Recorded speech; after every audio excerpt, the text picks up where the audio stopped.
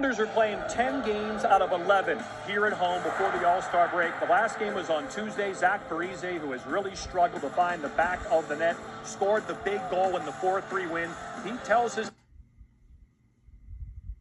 player they hope he is as the Isles try to make this big climb into a playoff position. Some people thought they would win the Stanley Cup. ESPN Plus Hockey Night presented by New Amsterdam Vodka. Emily Kaplan joins us in a second. John Butcheros and AJ Malesko with you for this exclusive ESPN Plus presentation. AJ, the Islanders are an aggressive forward-checking team. They want to make life hard for Kings defensemen, and that starts with the fourth line. Yeah, it absolutely does. And Barry Trotz leans on them heavily. They play against top matchups, and they take pride in that. The amount that Barry Trotz will play them, they start every game, and they set the tone with the physicality, the forecheck. They get the puck in deep, get behind the defenders, and they play with emotion, and that is really what they need to bring to the bench with this team.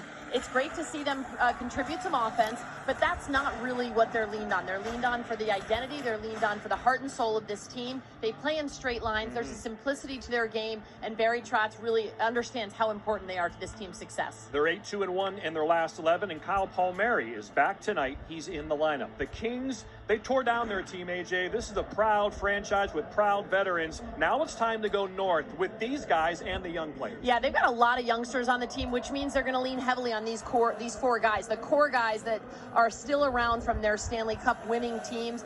They've got a tough mountain to climb, and Todd McClellan told us this morning that these guys have bought in. They know what it takes. They know how steep that mountain is, but they are really excited to be here and set the tone and be mentors to the younger guys. With more on the LA rebuild, Between the Benches with Emily Kaplan.